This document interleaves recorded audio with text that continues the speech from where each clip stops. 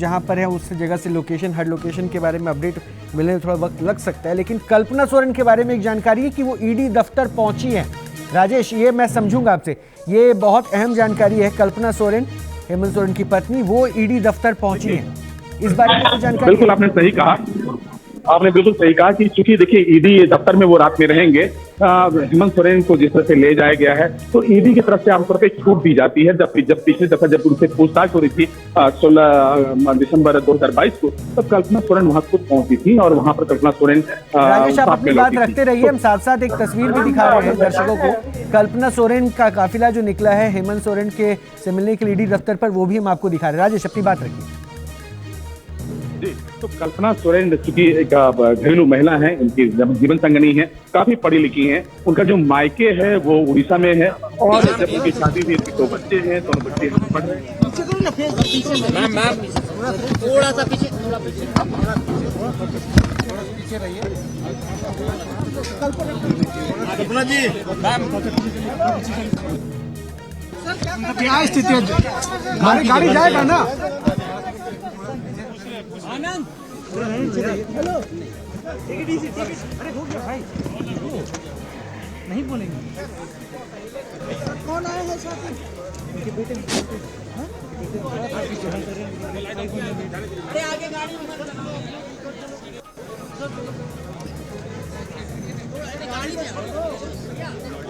हेमंत सोरेन की पत्नी कल्पना सोरेन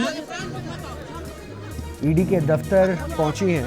हालांकि मीडिया उनसे बात करने की कोशिश कर रहा है, लेकिन मीडिया के किसी भी सवाल का फिलहाल वो जवाब देती हुई नहीं दिख रही हैं।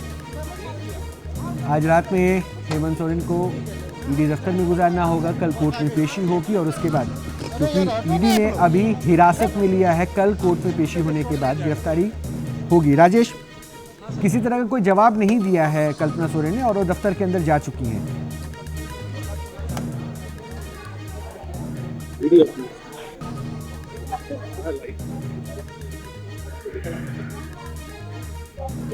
हाँ, वापस उसी सिनारियो पे अब जो घटनाक्रम दिख रहा है।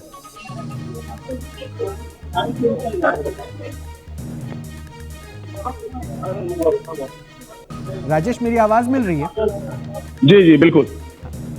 उसी घटनाक्रम के ऊपर हम फिर से फोकस करेंगे, जो अब मान के रखिए कि सूर्य उदय होगा और उसके बाद ये राजनीतिक मुद्दा भी बड़ा होता जाएगा और घटनाक्रम पर सबकी निगाहें भी आगे के प्रोसीजर को लेकर।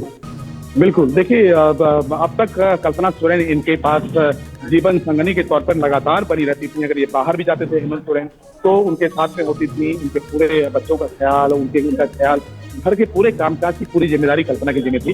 बल्कि एक दोस्त की तरह हमेशा जब हम मुख्यमंत्री आवास आया करते हैं तो कल्पना सोरेन बहुत ही मिलनसार महिला है और वो मुख्यमंत्री के साथ में लगे रहते हैं। क्योंकि कम उम्र के हैं, मुख्यमंत्री भी यहाँ के जो है वो काफी युवा हैं और कल्पना सोरेन उनके साथ में रहती है, एक हाउस वाइफ है।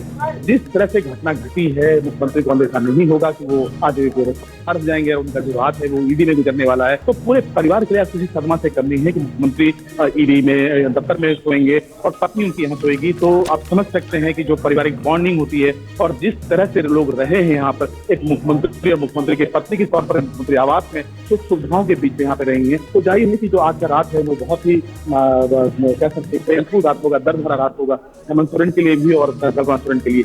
कल्पना सोरेन वहाँ पहुंची है, अपने पति को नजदीक से देखना चाहेंगी। एक अलग सा माहौल होगा, अभी ईडी के लोगों के बीच में वो होंगे। अगर उन्हें रिमांड मिलता है 10-12 दिनों का तो 10-12 दिन और उनको वहाँ पर रहना पड़ेगा, जेल की स्थिति होगी। तो जाहिर है कि घर से दूर उनके पति अगर हैं, मुख्यमंत्री रहे सूबे में, काफी लोकप्रिय रहे, लेकिन आज रात में आज उनको ईडी ऑफिस में गुजारना पड़ेगा, वो भी एक हिरासत में रहकर।